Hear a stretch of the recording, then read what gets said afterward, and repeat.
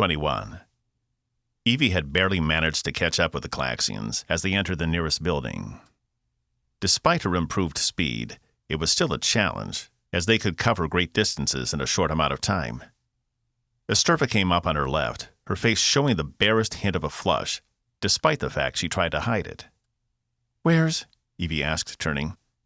Zax was still a good 100 meters away, trotting as fast as she could. Evie had to remember Yak's Inacs were not known for their speed, but Toss was nowhere to be seen. "I guess the Arkangali stayed with the ship. Finally had to use the restroom," Evie quipped. She would have preferred Toss stay with them, but that wasn't her priority now. They stood in the center of the atrium of the closest building to the landing pad. But it wasn't like any atrium Evie had ever seen. For starters, everything was sized to fit the Calaxians, which meant doorways and ceilings were much higher than she was used to. But the structure also seemed to have been sculpted in a way, instead of constructed, as if some ancient mountain had once stood on the spot, and the Calaxians had delicately carved the building from it over millennia. The architecture was simple and understated, but also seemed to have been done with great care. The 3 Calaxians had stopped with the gurney holding Sesster. They moved him into the middle of the room, where a circular device rose from the ground. Was this where they were going to try and revive him? It seemed very much out in the open, with no privacy.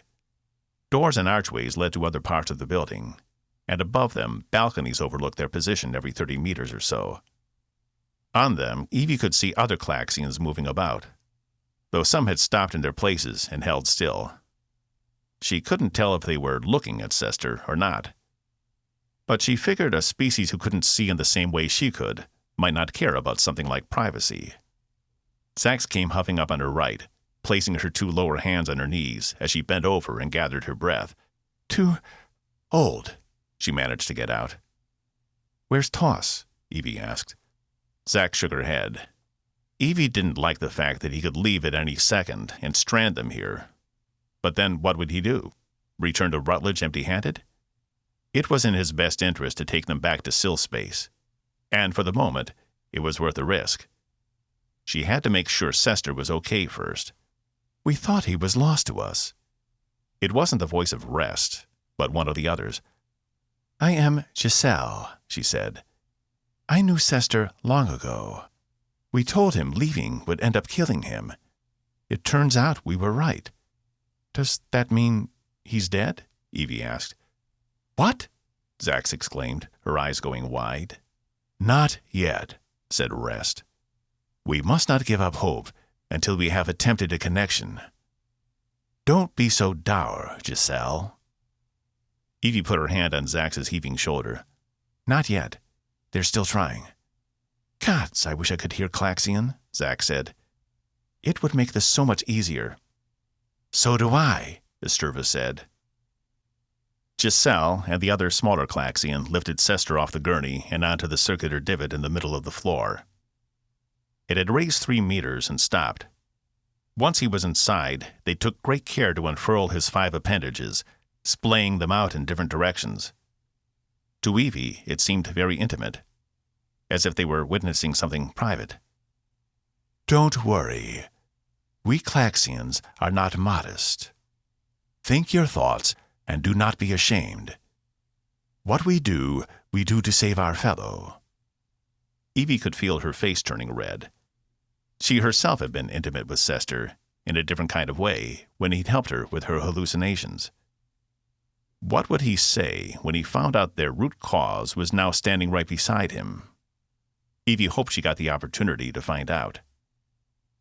Each of the Calaxians took 2 of Sester's appendages with their own, their small fingers on the ends of their tentacles interlacing, except for Rest, who only took 1. They then reached out for each other, and once they were done, each Calaxian was connected to the other in a circle around the body of Sesster. Evie's mind had gone quiet. She wasn't sure what to make of the strange scene. All she could do was hope they were doing the right thing for him, and whatever this ritual entailed, it would be successful. Zax, having finally caught her breath, watched with eyes wide. Evie was sure she'd never seen anything like this before. But when she turned to her mother, Esterva wasn't paying attention to the ritual at all. She was shifting her focus from one area of the building to another. When she glanced up, Evie did the same, only to see at least all the Klaxians on the balconies above standing perfectly still. Whatever this was, it was solemn. But despite Rest's assurances there were no Athru on this planet, Evie couldn't help but share in her mother's paranoia. Did they really leave the planet alone? Were there not plenty of natural resources here as... Evelyn. I heard him, Evie shouted, her voice echoing through the cavernous space. The name had come across her mind clear and easy, just like she'd remembered. It had been Sesster. She was sure of it. He spoke? Zax asked. Each of the Klaxians shuddered in unison, and Evie got the impression something was wrong. Something in the air felt off. What's happening?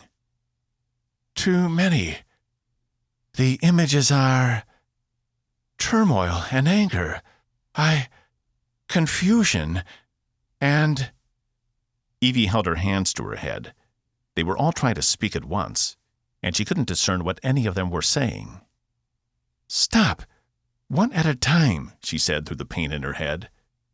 He's trying to communicate directly with you, Rest finally said, once the crosstalk had calmed down. What would he want with her? Giselle asked.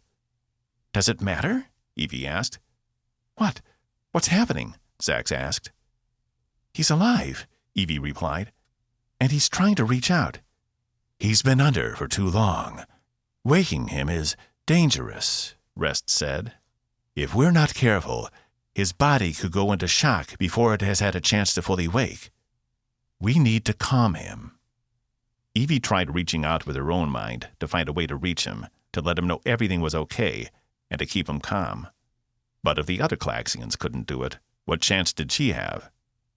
She wasn't sure if it mattered or not, but she decided it was better to try than not. She closed her eyes and concentrated. Sesster? I'm here. Everything is okay. A bright white light filled the room, and Evie lifted her arm to shield her face from the light and the ambient heat. Once she was sure she wouldn't burn her retinas out, she opened her eyes to find she was no longer in the cool Klaxian atrium.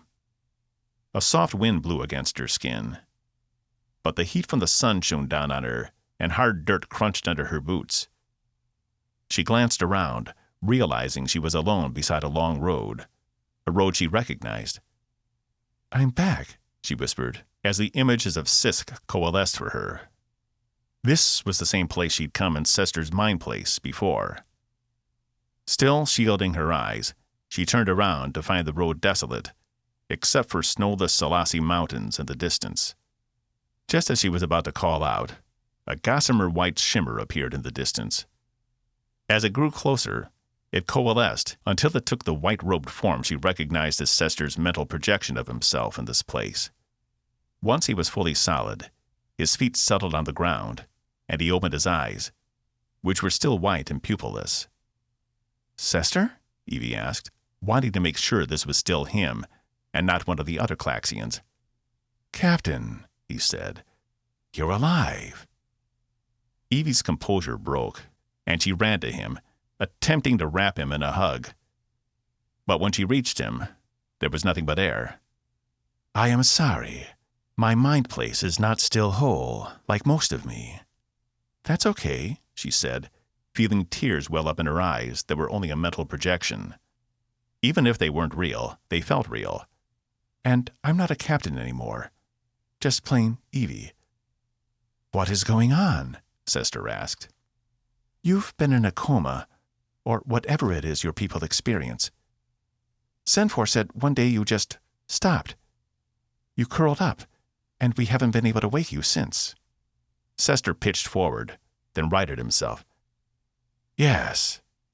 After we'd returned to Coalition space, after we'd seen what they did, the destruction. She reached out, even though she couldn't touch him. She placed her hand where it barely moved through his arm. It's okay. Wolf took the ship back to the planet to get us. Most of us came back. We made it back to Tempest. we're still together." He furrowed his brow. "But we're not on Tempest now. I'm getting flashes of memory, strange images. A woman missing an eye, and you with one of the Athru." She nodded. "The woman without the eye is Samaya. We found her and what remained of her refugee camp when we returned. The Athru is my birth mother." "You're half Athru," Sesster said, digesting the information. "Then is that how you knew how to save us back at Omicron Terminus?" Evie nodded. "Listen, there was a lot to go over, and a lot you've missed, but I need you to relax. The other Claxians—" "Other Claxians?" Sesster asked. "Yes. We brought you back to Claxia Prime. It was the only way we could wake you back up. Your life signs were growing critical. Zach said if we didn't bring you back home, you would die." Sesster pitched forward again. "Wait. No. Something is wrong. Something I must remember." His face strained, and for a moment his white eyes glowed. "We arrived with an Arch-Ingali. We couldn't bring any humans. The Athru have Claxia Prime surrounded and have bioscanners on their ships. It's a— No, that's not what I mean," Sesster said, straining. "I can't read Arch-Ingali. They are closed off to us. But there was someone else. Someone whose thoughts came to me." He inhaled sharply. "Evelyn? The Sargans can't be trusted. Rutledge can't be trusted. I remember now. I could feel his subterfuge back on Tempest. He means to destroy us all." Evie shook her head. "No, that can't be. He's been helping us. He gave us this ship for reconnaissance, so the Sil would know how to attack. I'm sorry, Evelyn. I wish I could have told you sooner." Evie blinked, and all of a sudden she was back in the Claxian atrium, her head spinning. She fell to her knees. "Whoa," Zach said, as she and Esterva jumped to grab her on either side. "He's stirring," Rest said. "I detect his brainwaves." Evie shook her head to clear it. Could Sesster have been right? If so, they needed to get off this planet and back in the undercurrent as soon as possible. "We need to go," she croaked. She would just have to hope the Claxians could finish taking care of Sesster. "Go where?" Zax asked. A terrible thought passed through her mind as Evie got to her feet. Instead of answering Zax, she turned on a dime and sprinted out of the building and back toward the ship. No, she kept thinking in time with the beats of her feet as she pushed her Athru capabilities to the limit. She covered the distance twice as fast as she had on the first run, but she stopped short before reaching the ship they'd arrived on. There stood Toss in front of it, with a smug look on his face, while 2 Athru cruisers flanked the ship on either side, and a dozen Athru had joined him, all of them staring at her with intense hatred. She stood there a moment, taking in the situation. Had Toss given them up as soon as they were out of earshot with Sesster? Or had this been the plan ever since they left, the Athru playing along with those inspection stops? Not that it mattered. Evie could outrun them. But where to? And what of Zax and Esterva? She couldn't leave them behind. Her only options were to try to fight them off or surrender, and neither looked to be in her favor. 22. Cass's comm chirped, breaking him out of his trance. He'd been going over battle plans, trying to figure out at least 3 different strategies they could use once they were close enough to the Athru fleet to engage them. But he wasn't a battle-hardened warrior, nor was he a general. He was an explorer, and up until very recently, a courier. Determining ship positions and battle strategies wasn't his forte, nor was holding the lives of so many people in his hands. He knew Rutledge was much better at this kind of work, but he hated to go ask the man for help. even if it would mean saving lives in the long run. He supposed he'd just have to swallow his pride and do it. His comm chirped again, reminding him someone was on the other side of his door. "Come in?" he half-asked, running his hands down his face. Despite the uneventful trip to Sargan space, he still wasn't sleeping well. Box entered, nearly pushing the doors apart. "What were you doing in here? Having a rub at the old knob?" Cass sighed. "What do you want?" Box straightened. "Permission to open and inspect Zax's virus collection." Her what? Had he said virus collection? "You mean neither Evelyn nor Captain Green told you about it?" Box's voice came across condescending. "It's not illegal." "That's good to know. Do I want to know what it is? Or is it just going to stress me out further?" "Probably stress you out. It's a collection of some of the most deadly and dangerous viruses known to exist. And it's sitting in a secure facility in sickbay." Cass could feel his eyes go wide. Why the hell would anyone have something like that on board? "To create antiviruses to different strains of diseases, of course," Box said. "You can't develop antidotes if you don't know the root cause. She told me they aren't common knowledge, but are kept for emergencies." "And you want to open them on the ship?" Cass asked. Box animated his hands in front of him. "I know what you're going to say. But picture this. The SIL weapons don't work on the Athru. We need a backup. I still have a Sturvis sample in the lab from where Zax took it when she came on board. All I need to do is subject it to a few dozen of the deadliest viruses in the known universe to see which one is more effective. Then Zenfor can build that into a new weapon. Neat, right?" "You want to make a biological weapon," Cass said, not asking. Box held up a finger. "A dangerous and lethal biological weapon. Don't forget the dangerous part." Cass leaned back in his chair. "And what are the odds this weapon only affects the Athru and no one else? Can you guarantee it won't hurt any of the species on board if something goes wrong?" Box gave him a semi-shrug, tilting his head to the side. "I mean, there's always the possibility something might happen. But trust me, if something did get out, no one would be alive long enough to realize what had happened. You should see some of the viruses in this unit. There are ones in there, once airborne, will kill a human in less than 0.05 seconds. Your brain wouldn't even register what had happened to your body before it shut down." He stroked his metal chin.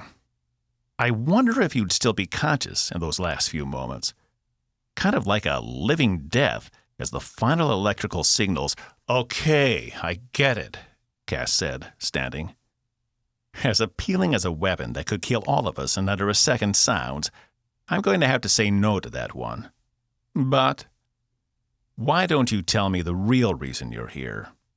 He stared straight into the robot's yellow, blinking eyes. "I'm sure I don't know what you're talking about," Box replied. Cass shook his head, not taking his eyes off Box. You can pull that shit with the rest of the crew, but not with me. I know you too well. And despite any improvements you might have made, I can still tell when you're lying. You knew I'd never approve a request to remove those viruses, and if you wanted to do it, you would have without my permission. Maybe you have already. I don't know. So, tell me what's going on." Box's eyes stopped blinking. "Just so you know, I didn't remove the viruses. I wouldn't do that. Anymore." Cass held his gaze. "Okay, fine. You want to beat it out of me? Here it is. I am worried about you. Happy now? Happy you've gone and embarrassed a Coalition Medal of Honor recipient?" Cass sat back down. "Worried about what?" Box hesitated. "Rutledge. You don't make the best decisions around him. It's like you become this other person. Like you're trying to be the person you thought you should have been when you were still on the Atlas." Or maybe the person you think should have stood up to him the first time. Either way, it's not you. He's affecting you in ways you may not realize. Cass tried to internalize Box's words without reacting to them. His first instinct was to refute everything the robot had said, to tell him he was being ridiculous. But he was right. Just being in Rutledge's presence was enough to set him on edge. And there was no shortage of animosity between the two. That much was clear. Look, I appreciate you coming down here and checking on me, but you don't have to worry. I can take care of Rutledge. Can you? Box stepped closer to Cass's desk. In my studies, I've downloaded a great deal on psychological stress and the effects it has on a person's psyche. You may be dealing with stressors you don't even realize. Of course I'm dealing with stressors. I've got the entire fate of humanity on my back, with a species who wants to kill us on one side and another species who would rather step on us than help on the other. It's kind of a lot. Box's eyes brightened. You know what this means? What? It means I am now your designated therapist. He sat in one of the chairs opposite Cass, crossing one of his metal legs over the other, and tented his fingers together. Why don't we start at the beginning? Tell me about your childhood. Oh, for course sake. Cass stood and walked over to the window. They were still in the undercurrent, and its green glow enveloped everything outside the glass. They would be back in his old stomping grounds in only a few hours, and then all they could do was wait for Evie. I'm waiting, Box said. Cass had to admit he had some trepidation about returning to Sargan space, especially considering he hadn't been back since Evie had first shown up and whisked him away to the Coalition. And the fact Rutledge was back on his ship did make it seem like a lot, mentally. Maybe it wouldn't be a bad idea to take Box up on his offer. He turned back to the robot. Okay, look. I'm only doing this because I've known you forever, not because you're a therapist. If I wanted a good one, I'd call Belmont in here. Ouch, Box said. And when we're done, you're going to help me with battle plans. I need a strategic mind. Perhaps you've forgotten? But my function is to heal, not to kill. Cass sat back down. Then I guess we're both going to be doing something we don't want to do. Okay, where do we start? And don't say with my parents. Box adjusted himself. Let's begin with your parents. Evie winced as the clamps enclosed both her hands, keeping them locked together in front of her. To the left and right stood Athru soldiers, both of them encased in a type of armor she'd never seen before, and an energy weapon of some sort on their backs. It looked like it might be part of their armor and automatically deploy in the middle of an engagement, which she supposed was useful if you needed to keep your hands free. And if these Athru were anything like the ones she'd met on the planet back beyond Omicron Terminus, they probably ran both on 2 legs and all 4 appendages, depending on the need. Esturva stood beside her, also clad in the same manacles, staring straight ahead. She'd been right. The Athru had been here. Or at least they'd been monitoring closer than Evie had thought possible. Zack stood off to the side, kept apart from her and Esturva. But the Athru hadn't bound her yet, and Evie couldn't figure out why. Why don't you get the other one, too? Toss said, walking in front of Evie, but looking at the Athru. She's part of their group. Athru have no quarrel with Yax-Inax, one of the Athru soldiers said in the Coalition's universal language. She is free to do as she pleases. Toss scoffed. I don't get you people. Evie didn't either, but she wasn't going to waste this chance. Zax, make sure Sesster wakes up. He's alive, and he's in there. But make sure he's okay, then get off this planet. Get out of the system. Zax nodded. She has nothing to fear from us, mutant, the soldier said. But you are not so lucky. Evie glanced to her mother, who remained stone-faced. She wasn't going to give them an inch, and Evie could respect that. Rest cartwheeled up to them, coming to a stop only a few meters from where they held Evie and Asturva in front of a small Athru ship that had landed beside Toss's ship. "I am sorry. I've tried to argue on your behalf, but the Athru are insistent you come with them. We didn't know they were monitoring you." Evie wasn't sure if she could believe that or not. But for the moment, it didn't matter. The Claxians were pacifists. It wasn't like they'd fight off the Athru to save Evie and her mother. She couldn't fault them for being who they were. "If I could do more, I would. Just make sure Sesster gets better," Evie replied. "You'll have to figure out a way to communicate with Zax, but I expect you'll give her the same courtesy you've shown us so far." "Of course." Evie turned to Toss, who still had a smirk on his wide red face. "And just what the hell are you going to tell the fleet when you get back?" Toss smacked his lips.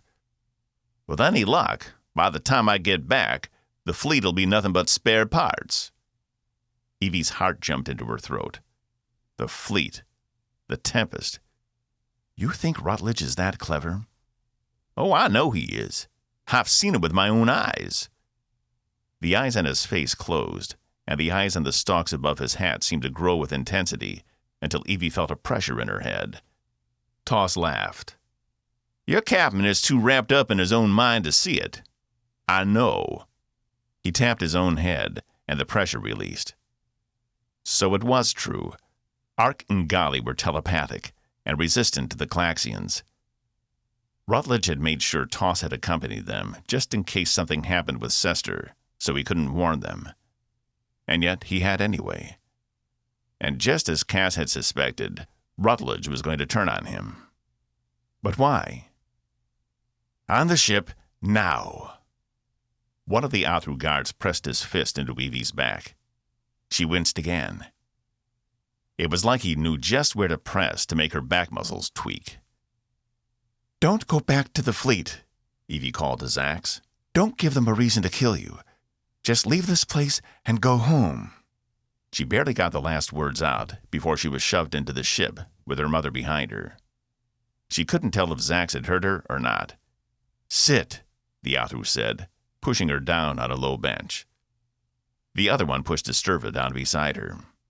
A magnetic clamp pulled Evie's hands down in front of her, so the manacle clamped down to the shelf, causing her to be halfway bent over. Asturva's did the same. "Where are you taking us?" Evie demanded. The Athru said something in their native language, but Evie missed it.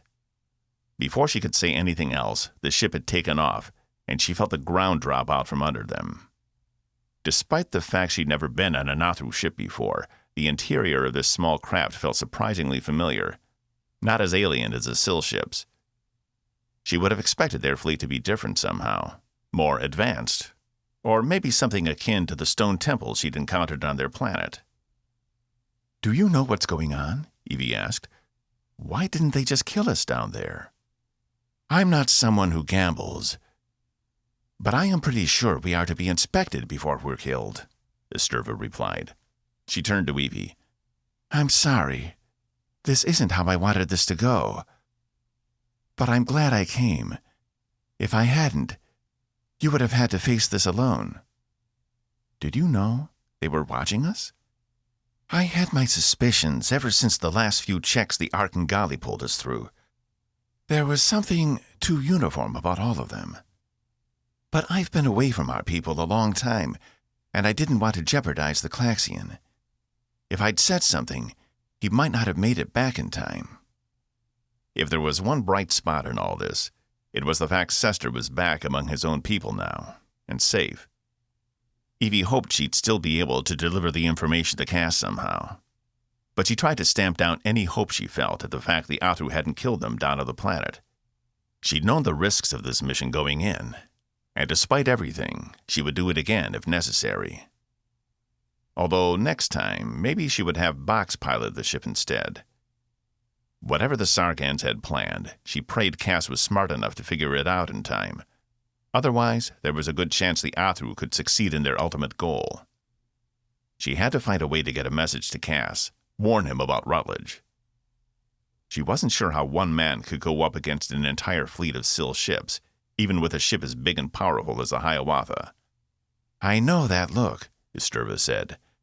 "And whatever you're thinking, don't. It's too late for me, but they may be willing to spare you." "What are you talking about?" Evie asked. "I'm a traitor to the cause, and they won't hesitate to execute me. Probably in some elaborate ceremony to make an example to others. But you're an anomaly.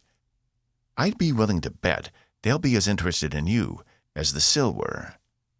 You might still be able to have a life." "You're talking like it's already over," Evie said, furrowing her brow. "Like we don't even have a chance." "Sweetheart, that's what I'm trying to tell you," Esterva said. "We don't."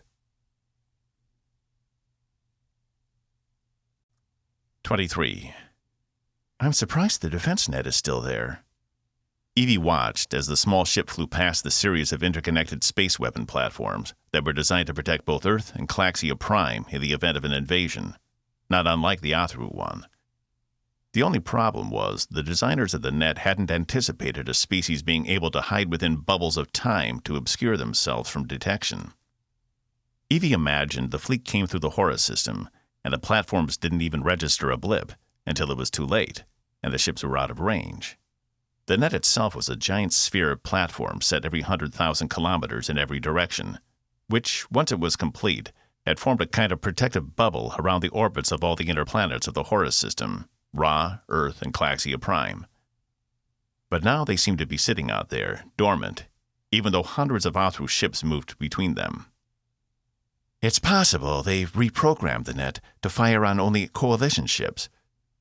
Or perhaps only ships where a human signature is detected," Esterva said. "Or they've disabled them completely." Another reason Cass couldn't bring the fleet here. She wasn't sure how effective the platforms would be against the Sil ships, but they would decimate the Tempest in a matter of seconds if they were indeed programmed to fire on it. Evie strained to look beyond the window from her bent-over position, trying to see their destination. Out in the distance was an Athru ship much larger than the others patrolling the system. "I think I see where we're going." Esterva's long neck bent to see where she was looking. "Of course. His ship." "Dulthar?" Evie asked. Esterva nodded. "You actually thought you could get aboard that thing undetected? It looks like a fortress." Esterva shrugged. "Don't discount the element of ignorance. People often don't look for what they don't know is there." As they grew closer, Evie took in the size of the massive vessel. It was at least a kilometer long, with a wide oval shape and what looked to be a control tower, or perhaps even a tall building rising from the back third of the ship. She couldn't see any propulsion. But if she thought about it, the ship could be a distant cousin to the one that tried to destroy them in the minefield at Omicron Terminus. "Kind of overcompensating, isn't he?" "The size of the ship has a purpose. It focuses the energy from smaller vessels to annihilate planets.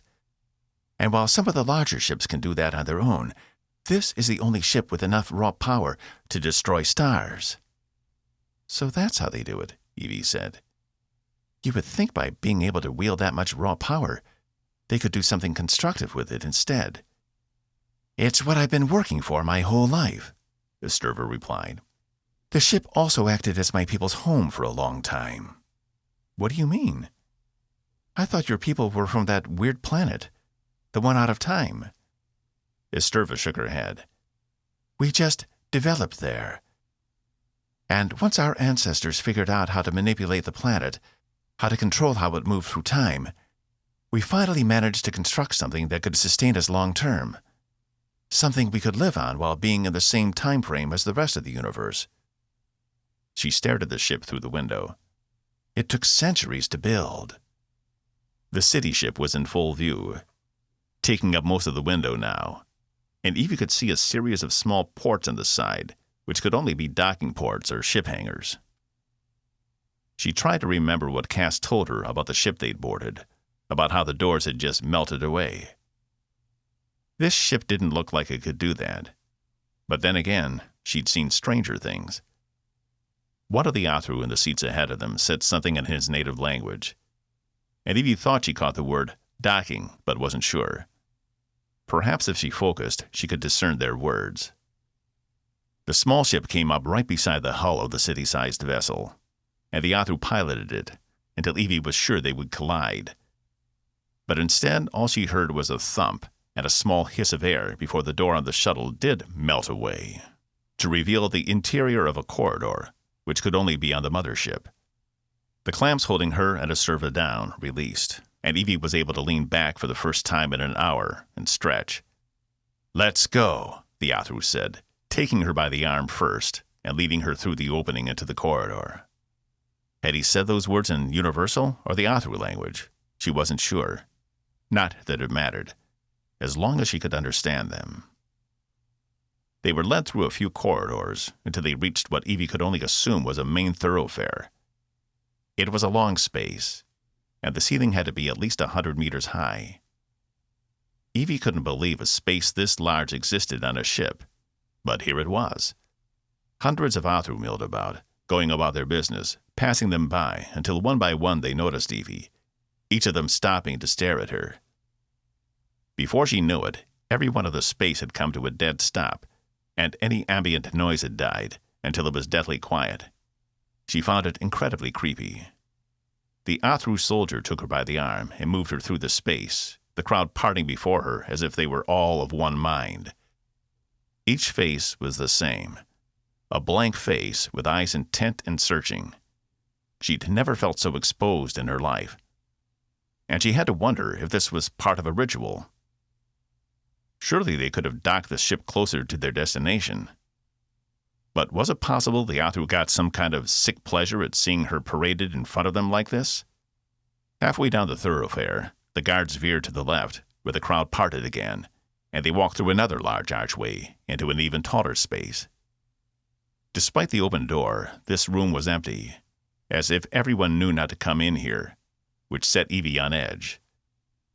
The sides of the walls were clad in what to Evie looked like glowing wall panels, each of them pulsing with a blue energy.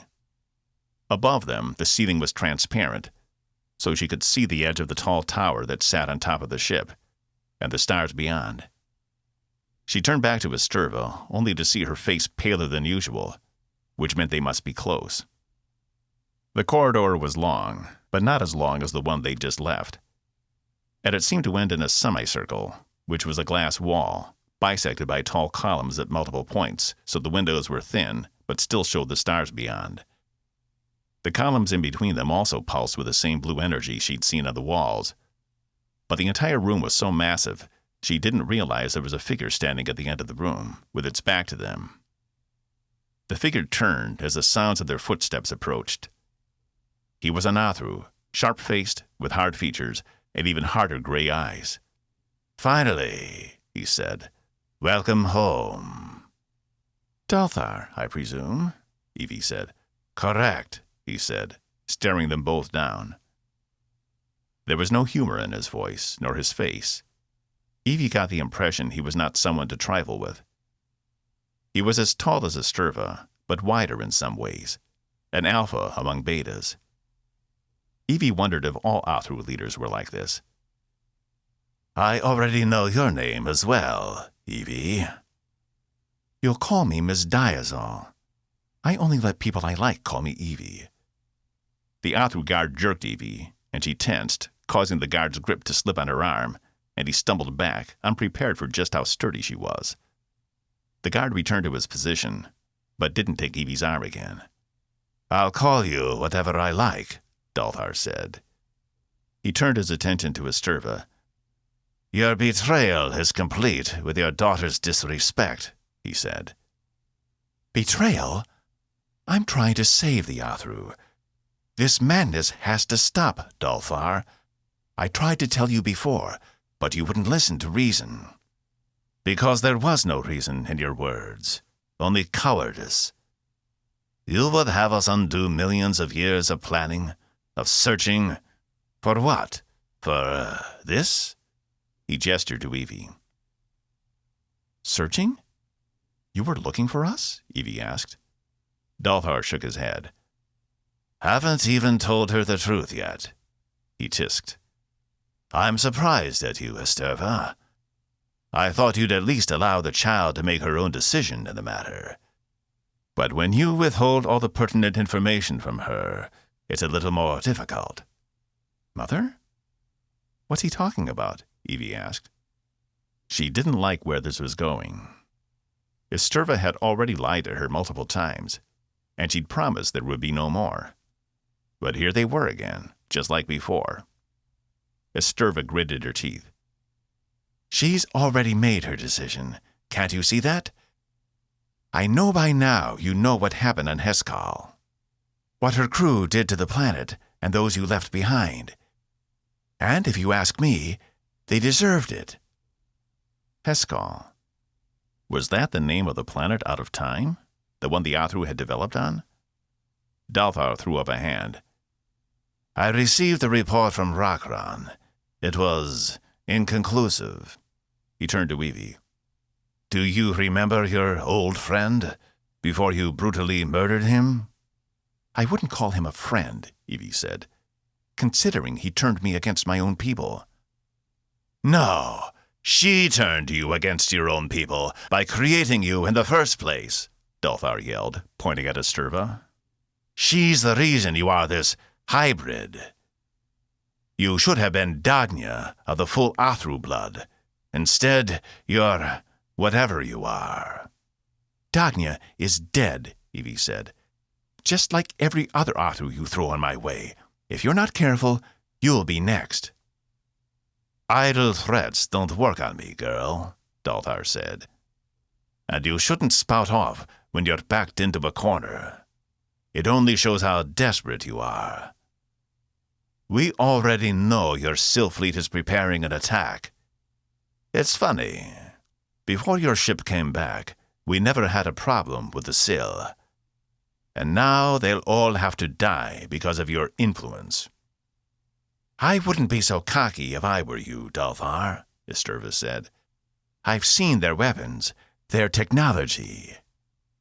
And if you had been confident you could beat them, you would have destroyed them instead of creating a treaty.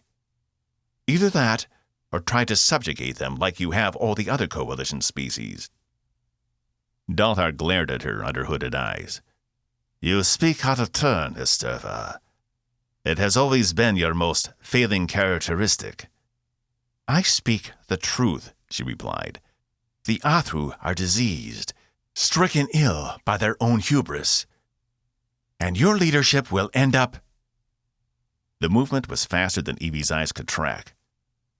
One moment, Dalthar was in front of them. The next, he was behind her mother, his hands around her head. In one swift move, he jerked, and Evie heard an audible snap.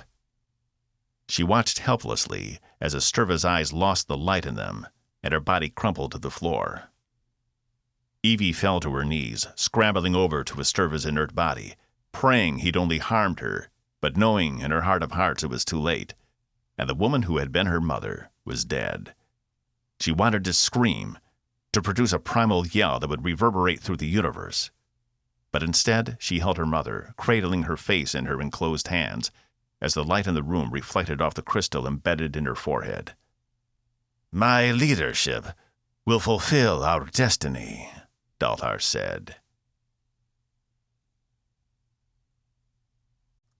24.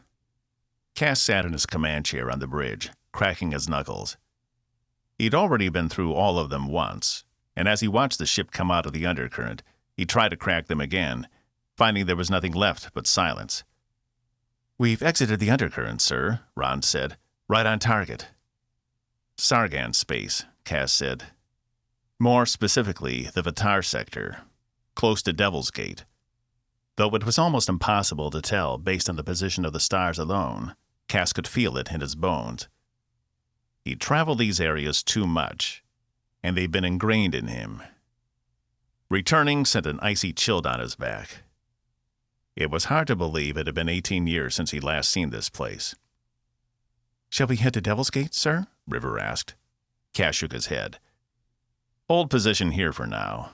And Zal, instruct the Sylph fleet to do the same. Even if this space isn't the hub of activity it used to be, A Sil Armada showing up at the most popular trading port might cause some problems. "Aye," Zal said, "transmitting now." "So now what?" Hank asked. "We just sit here and wait?" "Sir, our guest is trying to reach you through the ship's comms. Should I let the message come through?" Talia asked. Cass took a deep breath, staring at the view screen. He'd already had his doubts about Rutledge, but with Saturina and Box piling it on, it was hard to ignore the voices in the back of his head. He wished he could just put the man in an escape pod and jettison him out into space. If he could just do that, if he could be rid of him once and for all, he'd feel a lot better. While Box's therapy session hadn't done much, it had reaffirmed Cass's belief he didn't make good decisions when Rutledge was involved. He was too compromised. Cass needed a buffer, someone who could act as a shield between him and Rutledge if this was going to continue. He ran his hand through his hair. "Samaya, can I see you in the command room a moment?" She nodded and stood from the engineering position. "Hold the call for now. Make him wait," Cass said as he passed Talia's station. "I guess you heard," Samaya said once they were both in the command room. Cass stopped, staring at her. "Heard?" "About my trip down to see him. I'm sorry I went behind your back, but I needed to do it, for my own sanity, and I knew you'd never approve of it." "Wait," Cass said, putting his hands up. "What are you talking about?" "Rutledge," she said, as if it were the most obvious thing in the world. "Isn't that why you called me in here? I went down to speak with him while we were en route." "Alone?" Cass asked. "No. I had Vreech with me." Fuck. She'd involved Reach in this? Now he'd have to interrogate the Bullock about why he didn't report her activity. What was the point of having a chief of security if he kept things secret? Samaya? I don't like to hear this. I need people I can trust on this ship, especially now, especially after what happened.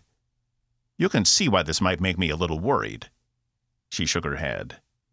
I know. And I'm sorry I didn't tell you. But it's been weighing on me, like I know it's been weighing on you. I couldn't stand it. What did you end up telling him? She sighed and took one of the seats. He noticed she seemed to collapse into it with extra weight, as if she was carrying a heavy load. The only thing that matters. I told him what John and I did to the Atlas. Cass's heart thudded in his throat. How did he take it? She pursed her lips. I'm not sure. He was mostly quiet. Damn it. He couldn't blame her for needing to get it off her chest. He had his own issues digging at his psyche. But if Rutledge knew the original experiment hadn't been a failure, but instead was the result of sabotage, there was no telling how he'd react. Cass tapped his comm. Breach? Yes, Captain? Has there been any change at Rutledge's quarters? Anything strange? There was a pause on the other end. I don't believe so. My officers report nothing out of the ordinary. Thanks, Freege. Keep me updated. Cass ended the comm. Maybe it wasn't the big deal, Samaya offered. Cass cut her a glance. You really think he wouldn't take it personally? Especially since he still thinks it's his job to save the Coalition? It was obvious a barrier wasn't going to be possible. Cass would have to confront him, get over his problems with the man somehow. Or maybe not. Maybe he should let Rutledge stew in the knowledge everyone had worked against him. Then again, it might just be the thing that could turn him from friend to foe. Cass didn't believe he'd hurt their chances of winning this fight, but he might try to wrest control of the ship somehow. Cass needed to make sure that didn't happen. Cass's comm rang again. Yes, Lieutenant? Sir, the message is more insistent this time. I believe he really wants to speak to you. He's trying to use a priority code from his room, Talia said. Cass crossed his arms and shook his head, looking at Samaya. Go ahead and put it through. Might as well see what he wants. Aye. Cass braced himself. The comm opened with an audible pop, and Cass knew something was wrong. Sir? Can you hear me? Cass snapped to attention. Breach? What's going on? He's gone, sir. Overrode the doors somehow. I don't know. I was on guard. He... Breach? What happened? Cass asked as Samaya's eyes went wide. He tore my personal comm from my arm. Stole my weapon, Breach said. Cass ran back onto the bridge, followed by Samaya. We have a breach. Locate Rutledge. He broke out of his room, Cass ordered. And get someone from medical down to the crew quarters to help Vreege. Cass didn't want to think about how a human had overpowered Vreege with his razor-sharp mandible, but somehow Rutledge had done it. His stomach sank. He never should have allowed him to step foot on this ship. I've informed sickbay. Box is sending Menko to help Vreege, Saul reported. No sign of him on the internal scanners, Talia said, working her control console. For some reason, he's not registering. Cass looked at Samaya. Where could he be going? He wouldn't want to get off the ship, would he? She shook her head. I don't know. There's no telling what he might want to do. Cass tapped his comm. Saturina? Keep the bays on alert. Rutledge escaped from his room, and we don't know where he's headed. Acknowledged, she replied, without any judgment in her voice, for which he was grateful. She had tried to warn him, after all. Talia tapped her personal comms. All security teams on alert. We have a breach. Human male, approximately 1.7 meters tall, 105 kilograms, to be considered dangerous. She watched her console for a moment. Nothing yet. Which means he's not out in the open, Cass said. He had to be using the access corridors in the ship. But for a man as big as Rutledge, that would be a tight squeeze. Where could he be going? His gaze snapped back to Samaya. Have you heard from engineering? She turned to her console.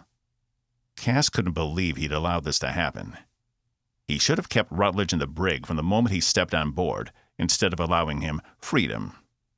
He'd picked up a few new tricks in the past 2 decades. Breaking through a secured door and tearing out someone's personal comm were extreme measures. And for an 80-year-old man, shouldn't be possible. I'm not getting a response, Samaya said. Just an automated reply saying everything is normal. That's where he's gone, Cass said. Whatever he was planning, it had something to do with engineering. A thought ran through Cass's mind. It was also where the Sil weapon had been located on the Atlas. If Samaya had told him what she'd done, he couldn't be that petty, could he? Then again, this was a man who'd court-martialed his junior officer for having the gall to disagree with him. Security teams to engineering, Talia said, locking down her station. I'll take care of this, sir. Cass held out a hand. No. He'll want me. Keep your people out of engineering until I get there. We have no idea what he's doing or what he's capable of. He might be able to blow the core. I need to get a read on him before we make a move. Talia opened her comm and revised her orders to the security forces. You can't just go down there, Hank said. The man is unstable, and you're the captain. I'm also the one responsible, Cass replied. You have the bridge, and if something happens to me, the ship, I know you'll make sure we succeed in our mission. He ran over to the hypervator doors. Wait, Samaya said, locking down her station. I'm coming too. If he's upset at me, it might help take some of the heat off you. Give him 2 targets to worry about instead of 1. Cass thought about it a moment, then nodded. He didn't want to put Samaya in danger, but she was right. And if they could catch Rutledge off guard, then he was willing to take the chance for now. Don't let them know we're coming. If he's already in there, I don't want to give him any kind of advance notice. Talia nodded as the hypervator doors closed, sealing him and Samaya from the bridge. Even though time was short, Cass needed one thing before they reached engineering.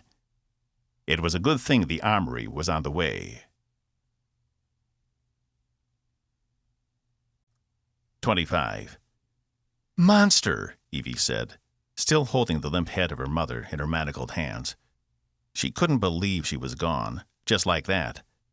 Esterva had always seemed so strong, so in control, like an immovable object.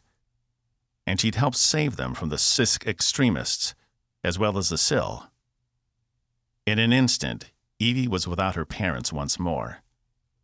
She wished she could at least close Esterva's eyes. but with the contraption around her hands, there was no chance of it.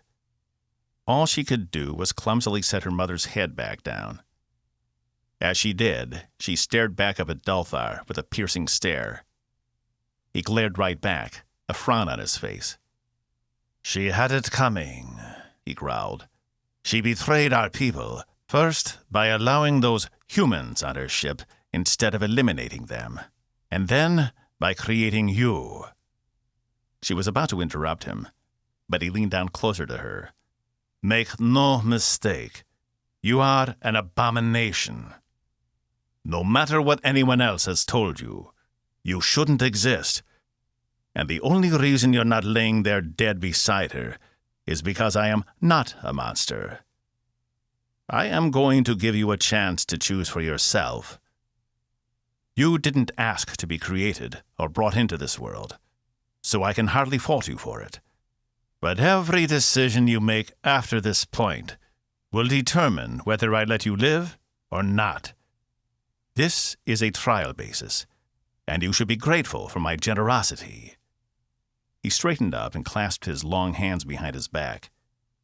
His robe was long like a Sturva's, though it was a muted navy, which stood in contrast to his grayish skin. "I don't need your generosity. I want nothing to do with the Athru or your crusade, whatever it is. You have done more damage to me than you can ever know, and I will spend my last breath fighting you." A child's words from a child's viewpoint. The world is bigger than that, Evelyn. There is no good or bad. Perspective is everything. These simple constructs do not exist. He turned and walked back over to the curved wall. Evie stood, and the guards behind her tensed. "I know anyone who uses other people for his own means, who kills because he doesn't get his way, or who decides an entire species isn't worth the air they breathe, is evil. There's no other word for it." He spun on her. "There is. Justified. I am justified in everything I do," he spat, "even sparing your life. And since Esterva never enlightened you to our cause, I can see why you would think that. The fact that she never told you means she was afraid you might agree with us. I'm no fool.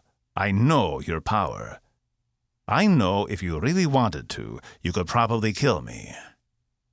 But there is an Athru in there somewhere, and you need to satisfy that part deep inside you that has been yearning for something ever since you were born and left on that wretched planet to grow up in a meager and meaningless existence." He walked over to her, inspecting her. "The least your mother could have done was brought you back to us so we could raise you properly." He reached out with one of his hands, but withdrew it before it touched Evie's cheek. "Have you noticed yet? This entire time we've been speaking in our native language?" Evie thought about it, realizing he was right. She wasn't speaking universal anymore. When had that happened? Had she just naturally fallen into their language? Was it that part of Dagna that was still inside her somewhere, translating? She hadn't even known she had the ability to speak it. "You see? It's a natural part of you. And if you'll just stop fighting it..." Dalthar trailed off. "Allow me to enlighten you. Then we'll see if you're still beholden to your precious coalition." He turned again and raised his arms. Above them, a massive starfield seemed to explode out of nowhere. As best Evie could tell, it was a holographic projection, but unlike any she'd ever seen before. The images seemed much more realistic, almost like they were live rather than representations. "Since the beginning of our recorded history, humanity has always been a thorn in our side." In the starfield, one of the stars began to pulse, and the field zoomed in on that star. To Evie, it looked like the star around the Athru planet, Heskal. "Our ancient texts speak of our people crash-landing on Heskal eons ago. Eons for us, but much less time for the rest of the universe. Whether it was fate or just bad luck, we came upon the planet and could not find a way off. It took hundreds of years before we even knew it was out of sync with the rest of time. But our ancient texts told us something else. Humanity was not to be trusted. Humanity was a destructive force in the universe, and it was the responsibility of anyone who encountered them to destroy them, or watch them decimate planet after planet. The image had zoomed in closer to show Heskal in full, its green tinge and rings distinctive against the stars. This has all been because of some ancient writings? Your entire basis for living? Evie laughed. Where did they come from? Who wrote them? Do you even know? Or are you just blindly following what has been written for you? They came from our ancestors in their journeys through the stars, Dalthar said. What we know, as it has been passed down through our genetic code, is that allowing humanity to live and thrive is a danger the universe cannot afford. And it is our duty to make sure this plague ends, here and now. You can't be serious, Evie said. Just because it says so in some old book, or even because that's what previous generations thought, doesn't mean it's true. Where's the proof? What says humanity is so bad? How do you know the information is even accurate? Dalthar's face turned stoic. You already know the answer to that question. The images of the planets and stars moved again. This time everything became a blur until it reformed on the Klaxian system, where they were now. Horus was easy to pick out, glowing a soft orange in the middle of the system, while Ra, Earth, Klaxia Prime, and the other planets made their elliptical orbits. But it wasn't a live image, as Earth was still blue and green. You've witnessed it, Dalthar said, in the Coalition itself. Who was it who decided to deceive their partners and create secret missions? Dalthar walked closer to her. Who was it who covered it all up, keeping all the information from their closest allies, so they could build a weapon of unimaginable power? Who in the Coalition were the ones who orchestrated everything that you knew to be wrong? He was in her face, staring into her eyes. Who was it, Evie? Humans, she admitted. She hadn't known about it in the beginning, but a group of humans had orchestrated the Atlas's mission without the permission of Coalition Central. She even remembered she and Captain Green discussing what would happen if the Klaxians found out. She'd been complicit. So, you see, even when they purport to be part of this great coalition, they work behind the scenes for their own interests, undermining everyone else. They don't deserve to be part of this coalition. The image of Earth morphed from blue and green to a ruddy brown. You're going to judge an entire species, over 1 trillion people, on the actions of a select few? The coalition has been in existence for over 2 millennia. Just because a few... Oh, Evie, Dalthar said, shaking his head. Do you really think this is the first and only time this has happened? This just happens to be the first time it blew up in their faces. Humans are so good at subterfuge. They've managed to keep all their other clandestine operations secret. Trust me, I know. I have an entire history of data on them we pulled before raising the planet. He walked away from her, his hands clasped behind his back again. You may have heard of one other, and it had to do with your allies out there now. About 100 years ago? The 4 Days' War, she replied, her heart falling. Imagine a species so arrogant, they think they can beat a species 10,000 years more advanced than they are, and they actually send their own people into battle to try. Now, you tell me, what could be the impetus behind such a decision? Again, she was forced to give an answer she didn't like. Hubris. Precisely. A species that has no understanding of its limits is dangerous. A species who will go out into the universe full of arrogance and superiority will eventually lead to destruction. Whatever they may have done in the past is lost to time. I will admit that. But their behavior since has been less than ideal. A species as volatile and destructive as they cannot be allowed to exist in a galactic community. By coming here, we have saved the other species of the Coalition, including the Klaxians. Evie recalled the feelings of hatred and loathing that had flooded her brain when Dagny had taken over the first time. Then there had been no reason or rhyme behind it. It was nothing but unbridled rage. Perhaps she hadn't taken the proper amount of time to explore why she felt that way. But if Dalthar was telling the truth, it at least gave her some answers. So that's it then. Everything you've done is to protect the other species of the galaxy. To the best of our ability, they had to be stopped. And we know a few small pockets still remain, such as your former ship. But in time, we'll find them all. Humans don't live that long. And what about the Bulak? Evie asked, watching Dalthar's face carefully. How did you protect them? His eyes narrowed. An unfortunate casualty. Once we'd located our primary goal, we couldn't let anything get in our way. So you had to destroy their entire system? By impeding our goal, they were hurting themselves. They just didn't know it. We left enough alive to rebuild their society somewhere else. Their culture is strong, and they are fast builders. They will be fine. And now that we have eliminated most of the human threat, they will be able to thrive in peace, without worry that humanity will one day reach their space and try to take it from them. He sized her up. It's a lot to take in, I know. But as you're one of us, you can handle it. The only question that remains is, shall I remove the shackles, or allow you to join your mother?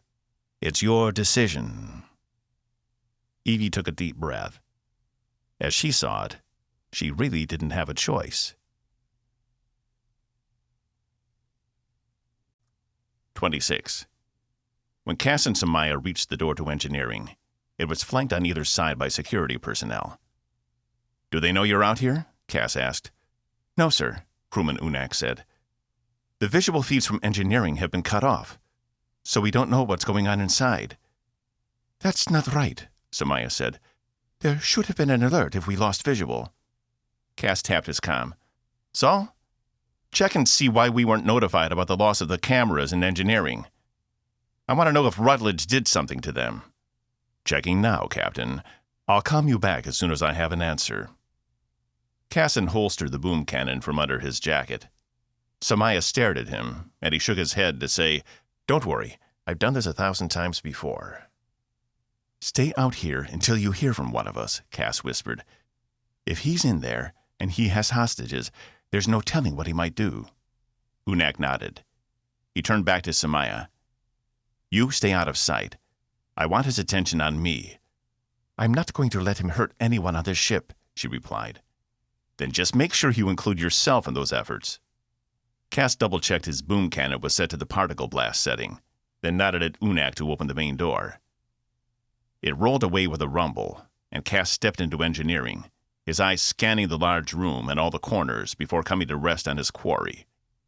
Above him, Rutledge stood on the second level, facing away from Cass and toward the primary undercurrent conduits.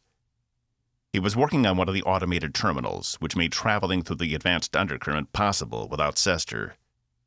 Beside him, Tyler was on his knees, his head down, though he seemed otherwise unharmed.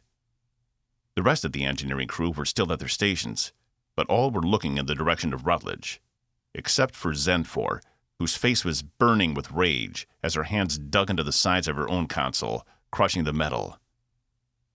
I wondered how long it would take you, Rutledge said, not looking up from the terminal.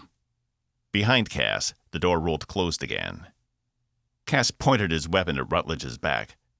Daniel? Whatever you're doing, stop right now. Faster than his eyes could process, Rutledge had reached his weapon touching the center of Tyler's skull. What the hell? Cass thought. How could he move so fast? I'll tell you what I told the rest of them, Rutledge said. Put down the weapon or lose your engineer. It's that simple. Cass grimaced, not liking his options. Rutledge had planned for this, and it seemed Cass's appearance in engineering was little more than a minor inconvenience to the man. Cass stole a glance at Zenfor, who gave a subtle shake of her head. He tossed the boom cannon away, listening to it clatter across the floor. Good boy. Looks like you can follow orders after all. What do you want, Daniel? And what does Lieutenant Tyler have to do with it? Cass called out. The lieutenant was in the wrong place at the wrong time. I needed a hostage. He happened to be close to the access port where I came out. Nothing more. As for what I want to finally be done with all of this. With you, especially. At least we can agree on that, Cass replied. Rutledge spun around, his eyes burning. You think this is still all some big joke, don't you? You think you were so clever in disobeying my orders, that you were the savior of the soul of the Coalition. Let me tell you something, Commander, since you never officially earned your current title. You did far more damage to the Coalition than I ever could have. And the worst part about it was, I thought for a while you might have been right. When the weapon didn't work and it ended up killing everyone on board the Atlas, I thought to myself, maybe Caspian made the right call all those years ago. But it turns out there was a third player. Someone working against me behind the scenes, and I never saw it coming. Samaya told you, Cass said. His suspicions had been right. Rutledge barked a laugh. Of course you knew. I'm half surprised you didn't put her up to it. You know what the saddest part about all of this is? I was willing to help you this time. For a short while, I was on your side. But you've ruined all of that now, just like before. Cass furrowed his brow. What are you talking about, my side? You've never been on anyone's side but your own. Wrong. I was on the Coalition's side, for as long as I could be. Even when they imprisoned me, I still held them close in my heart. I had spent my life loving and wanting to protect the Coalition, even if it betrayed me. Rutledge raised his weapon into the air, and Cass could see the relief spread across Tyler's face. But when I was faced with certain death, I had to make a choice. Cass glanced at Zenfor and the other engineering personnel again. Samaya was nowhere to be seen. Maybe if he could keep Rutledge talking, it would give her enough time to get the drop on him. He was glad she talked him into letting her come. What choice? Compromise, or remain entrenched in my beliefs. And I chose to live. You allied yourself with them.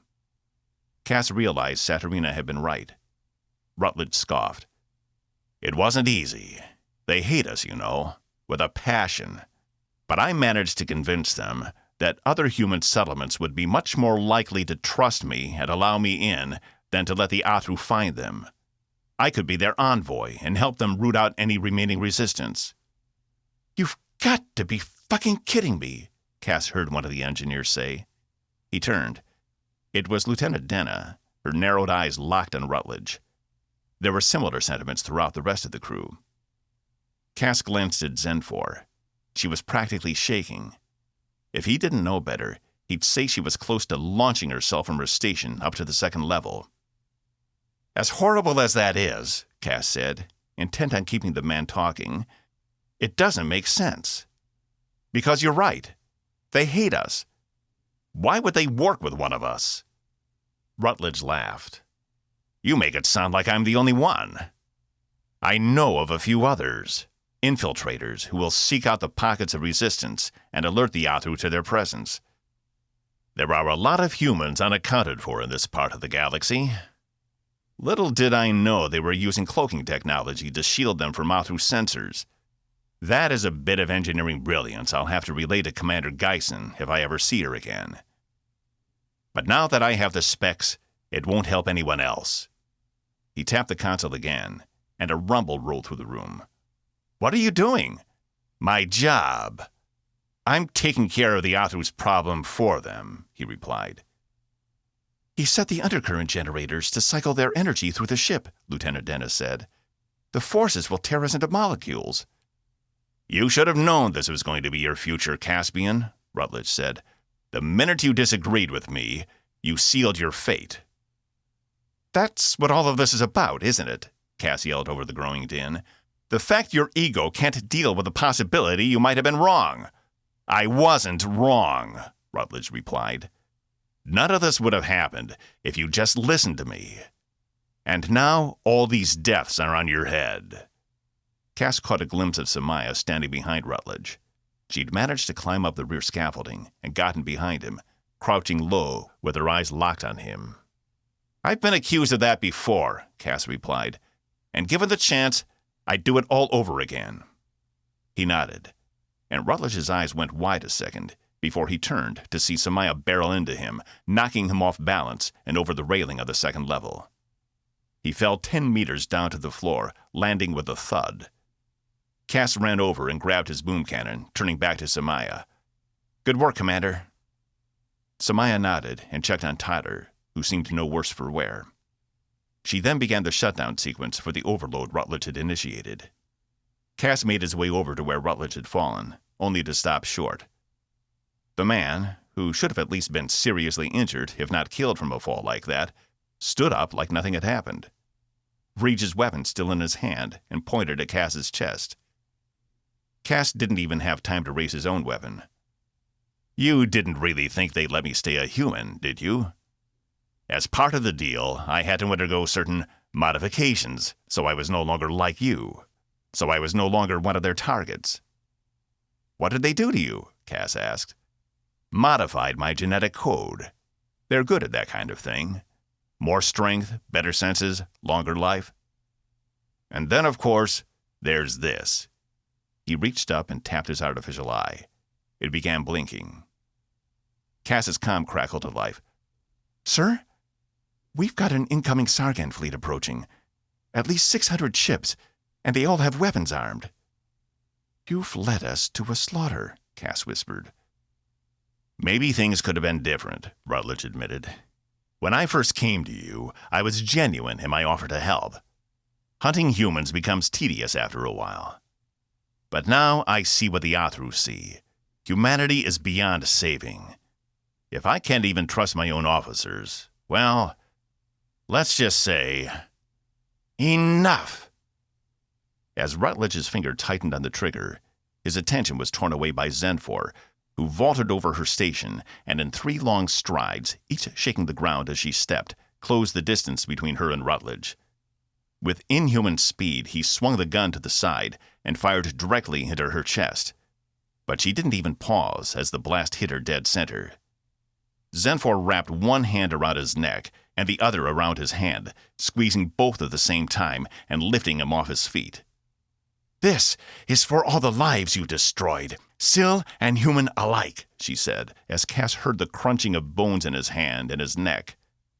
Rutledge's eyes rolled in the back of his head, and he uttered a small "Herk."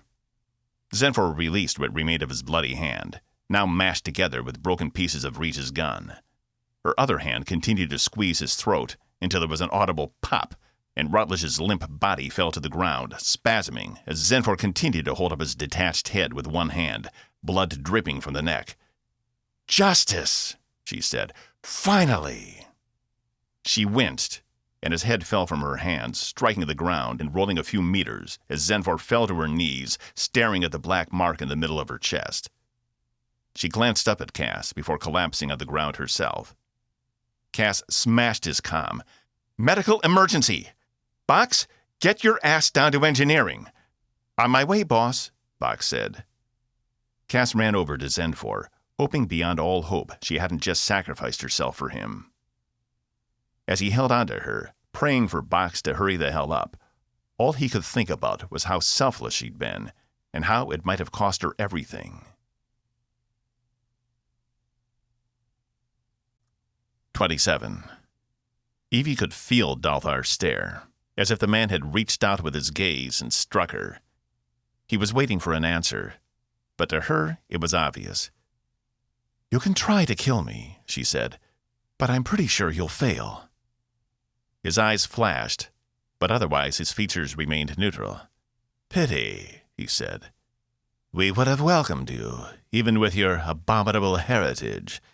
It's such a waste. But perhaps it is better this way. No human genes left in the galaxy, as it should be." He nodded to the guards behind her. Evie closed her eyes, inhaling sharply, and settled her focus. "So," the voice in her head said, "this is what it's come to, all that effort." "Leave me alone. I've already killed you," Evie replied to the ghost of Dagnya. "Now let me concentrate." Despite the fact she'd eliminated the sentient part of herself that was Dagnya, some of her essence remained. Her presence was what made it possible for Evie to speak Athru, because she'd never learned the language. And even though that part of herself was gone, Evie could dig deep and find a silent strength in there, an inner power that was only available to her. In the half-second all of this went through her mind, Evie felt time slow around her. She curled her hands into fists inside the manacles and smashed them together, the metal shattering as if it were glass, freeing her hands. Opening her eyes, Dalthar's eyes were wide with panic as he shouted something in slow motion.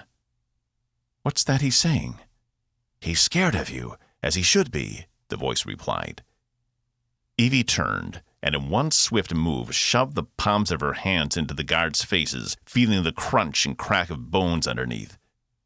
The guards fell to the ground before they could even react, and Evie returned her attention to Dalthar. He continued to shout and threw up his hands in front of him, backing away, the folds of his robe rising and fluttering in strange and beautiful patterns. She had enough time to appreciate the physics of the robe itself before she reached for him and scratched him across the face with one hand, while planting the other directly into the middle of his chest, sending him sailing backward until he struck one of the glass windows. A sizable crack appeared from the impact, and Dalthar crumpled on the ground. Time sped back up, and Evie dashed from the end of the room, running at full speed back toward the main thoroughfare. It only took seconds to reach, but as soon as she did, she realized she had no clue where she was going, or what she needed to do. Getting off the ship was one possibility, but as almost every Athru in the corridor turned to look at her, she realized that wouldn't be easy. Some of the Athru seemed fearful, but the faces of the rest contorted into snarls. One rushed her, and she backhanded him, sending him skidding across the floor. At this, some of the others backed away from her, while more stepped forward, two with large stick-like weapons. She didn't want to find out what those weapons were capable of, but leaving the ship wasn't an option either. She was on the Athru mothership, and despite all their plans, she'd never get this chance again. Evie turned and ran for the nearest wall, off to her left, where there were a few Athru standing. The ones with the sticks and a few others pursued. But as soon as she got to the wall, she planted her feet and jumped, landing 2.5 meters up, then pushed off again, sailing high above the heads of the Athru until she landed 8 meters away near the middle of the thoroughfare. The Athru standing around, she could only assume they were mostly citizens, as they didn't have any weapons, nor did they seem in much of a mood to fight, gaped at her as she sprinted down the hallway through the crowd. As some brave Athru stepped out to stop her, she would either run directly into them, knocking them away, or jump over them, watching their shocked faces with glee. Never before had she felt so alive and free to move. Only now did she realize she'd been subconsciously holding back her entire life. And now that she knew her own capabilities, it felt good to explore them for once. But she still needed to find a way to use this ship to her advantage. The most obvious choice was to find the bridge and begin firing on all the other Athru ships. If she couldn't manage that, then a self-destruct. Her mother had said this was the ship that focused the energy of all the other ships, which meant if she could take it out, maybe they couldn't destroy any more planets or stars. Maybe Cass and the others would have a chance, assuming they had discovered Rutledge's deception. But as far as she could see, there was no way to access any other part of the ship other than this ridiculous corridor. Her best bet was to try and get back to the surface ship she'd come in, perhaps overpower the pilots, and then take it up to the bridge, which she figured was near the top of the tower somewhere, She wasn't sure why she thought that was the case, but it seemed to be right in her mind. She had to trust she had innate Athru knowledge she could use to her advantage.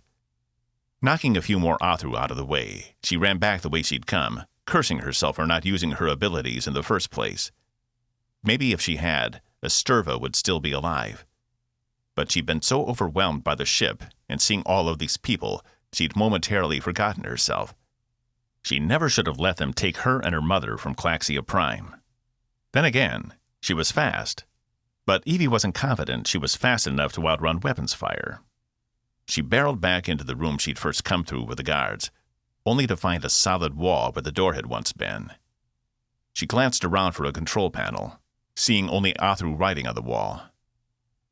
She focused her thoughts, and her mind began to wrap around the words, discerning their meaning. No access without proper authorization. Do not open field before connections are complete. DEM 5.6372-AC code 2.17. She wasn't sure what the last words and numbers meant, but she needed to get that door opened. There was a small panel on the wall beside where the door had been, and Evie had to reach back into Dagny's memory to figure out how all this worked. If the memories were accurate, all she needed to do was convince the door she had proper authorization. Hey! Evie turned to see another Athru guard with one of those sticks in his hand. She wasn't sure if it was one of the same ones from before or not, but she rushed him, plowing him back into the wall. He hit it with an oof and a cracking of bones somewhere, dropping a stick.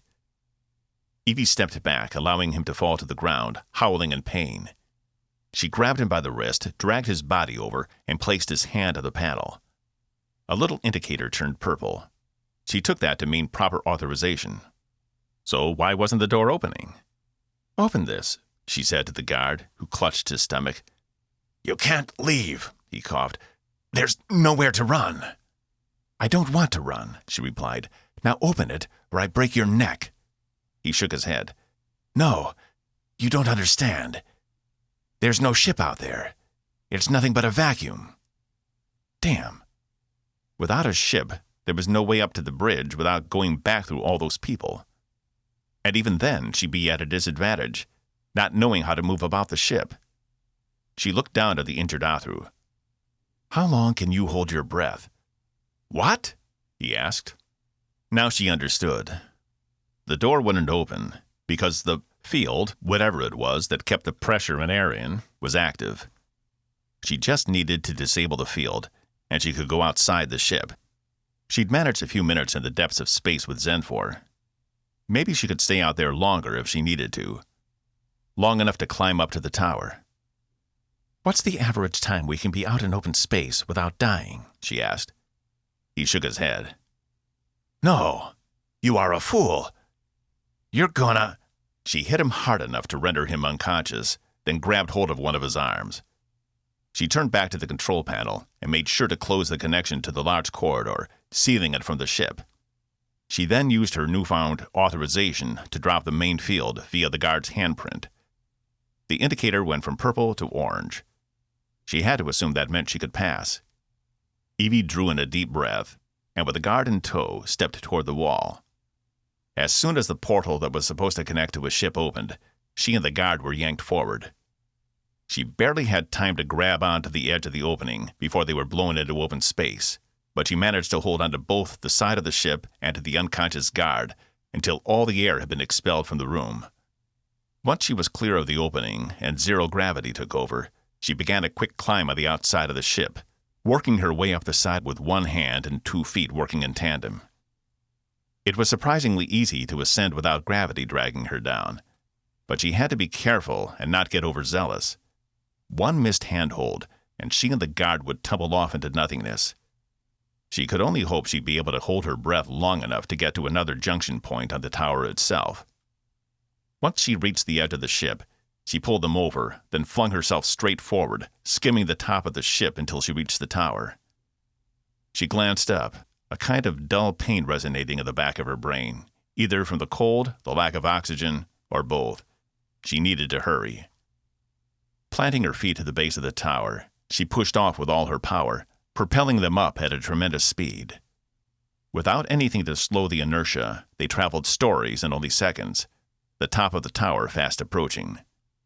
As Evie reached out to slow them, her foot caught on an errant greeble on the side of the ship, sending them spinning out of control. She lost her grip on the guard as she tried to grab onto something, anything to keep her from hurtling into the blackness of space. Her spin was uneven, and she crashed into the side of the ship, bouncing off the sharp plating, which cut into her skin and tore at her clothes. She scrambled to find a hold, but missed completely. As she felt herself tumble out of control away from the ship, she couldn't help but think about what a waste it had all been, and how she'd done nothing but let everyone down. Perhaps it was for the best that her last few moments be resigned to being alone in the depths of space. A hand reached out and grabbed her shirt, yanking her back toward the ship. Evie looked up to see the guard had grabbed onto one of the small greebles on the side of the ship, and because his arms were longer, had managed to reach her just in time. He placed his hand on the side of the ship a few meters down, and another portal opened, an explosive amount of air spewing from the opening. Once it was clear, he hurtled them both down and through the portal, closing it behind them. Evie felt warm all over, and the gravity inside the room pulled her to the floor as the guard limped over to a nearby control board and tapped a few images. The room was flooded with oxygen again, and Evie gasped in lumps of air at a time. When she caught her breath, she looked over to the guard, also panting and still holding his middle where she'd run into him. "Why?" she asked. "You could have let me die," he said. "Just let me get pulled out into space. But you didn't." Evie sat back, still inhaling air. Her hands were slowly regaining their color, which meant the rest of her probably was too. The bioblockers either weren't working anymore, or had been turned off, which could have been a side effect of the extreme cold of space. "So," Evie said, staring at the guard as they sat across from each other, neither one moving. "Now what?" 28. "Tell me she's going to be all right," Cass said, running beside Zenfor's body as Box and two of the other nurses rushed into sickbay of the hovering gurney. "I can't tell you that," Box said, "but we'll do everything we can." Cass's comm opened again. "Captain, the incoming fleet," Zal said. His voice, while still deep, seemed to resonate a bit higher than normal. "I know, Zal. I'll be there in a minute," he yelled, then cut the comm. He turned back to Box. "What do you need from me, resource-wise? What can I do?" "Stay out of the way," Box said. "Let me do my job, and you go do yours. I'll keep you updated. But nothing I do will matter if the ship gets blown into 1,000 pieces." His words struck Cass like ice. Box was right.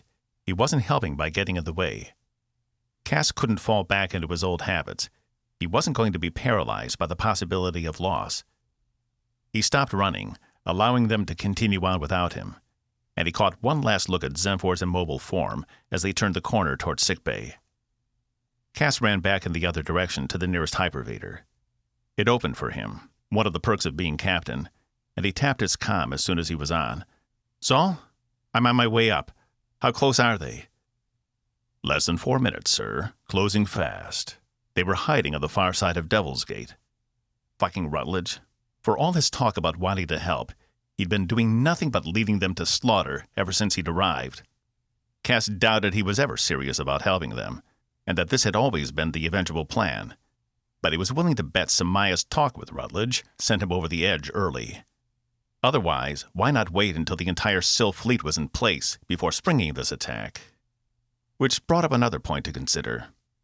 If the Sargans were advancing on them, it meant they had to be confident they had the capability to defeat the Syl, something that shouldn't be possible, given Sargans were known for notoriously unreliable tech, as it was usually cobbled together from dozens of different species. Had the Athru armed the Sargans after they'd eliminated every human from their space? Or had they just let Rutledge and others like him do their dirty work for them? The doors opened, and Cass stepped onto the bridge. Hank stood from the command chair and stepped to the side. "Captain on the bridge," he announced. "Give me an update," Cass said. "What's the status of our fleet?" "They seem unperturbed," Talia said. "They haven't charged any weapons or raised any defensive barriers." Cass made a face. What? Do they just think the Sargans are coming for us? Arrogant bastards. Open a comm to the Sill. I want to talk to them personally. But, sir, Zal said. Do it, Zal. We don't have time. Aye, he replied. The comm opened. Sill Fleet, as you've no doubt noticed, we are facing an incoming Sargan armada. Contrary to what you may think, they are not here just for my ship, but for all of us. Prepare yourselves for a battle. They're responding, Zal said. The main view screen changed to an image of a Sill clad in her full uniform, a blue light glowing above her faceless helmet. You were told never to contact us in person, she said, her voice rife with fury. And now you— Save the theatrics, Cass interrupted. We have a bigger problem. There's a good chance that fleet out there is armed with Athru weapons. They may have the capability to damage or destroy your ships. We can't stay here. We need to move forward into Coalition space now. Call the other half of the fleet still protecting Thesleia. We're attacking. Preposterous, the Sill said. We still have no intel. And we're not going to either. The shuttle's mission has failed. It's unlikely the occupants are still alive, Cass said, realizing what he was saying as the words came out of his mouth. He wasn't sure a comm had ever gone through to Evie's ship from Rutledge or not, but they'd have to investigate that matter later, when they weren't facing imminent death. We demand to speak to our own representative, the Sill said. Per our agreement, this will not— Listen to me, Cass said, growing frustrated. He leaned forward to make the Sill pay attention. Your liaison is missing, most likely dead. Zenfor has been mortally wounded by a rogue Athru operative. Coincidentally, he was the same person who attacked your people 25 years ago. The person who first made the incursion into your space was behind all of this. He is dead, but we have to deal with this fallout. And we're not going to get anywhere by arguing. 2 minutes away, sir, Zal said. What's it going to be? Cass asked. Do you call the rest of your fleet? Or are you going to allow the Athru to arm another potential enemy, so when they finally do come after you, they'll outnumber you 100 to 1? The blue light above the Sill's head pulsed rapidly. It reminded Cass of how Box's eyes would sometimes blink when he was processing a lot of information. They didn't have the luxury to sit around and wait for the Sill to weigh the decision. He could just imagine this information being transmitted back to the Sill sanctuary, and the delegates there arguing over how to proceed. But in this case, they didn't have the luxury of time. They're coming out of their undercurrents, Zal said. Ignite the ship's armor, Cass said, and ready our new weapons. He didn't take his eyes off the screen. He knew the Sill could see him, and he wasn't going to be the first one to blink. You have dragged us into your conflict, human, the Sill said, seething, and now we will all pay for your foolishness. You want to blame me? Fine. But I'm telling you now, we were drawn into a trap. If we don't attack the source now, we won't get another chance. We were lured here because the Sargan fleet couldn't get to Thesleia fast enough. We can outrun them to Horus, and then we'll only be facing one enemy instead of two.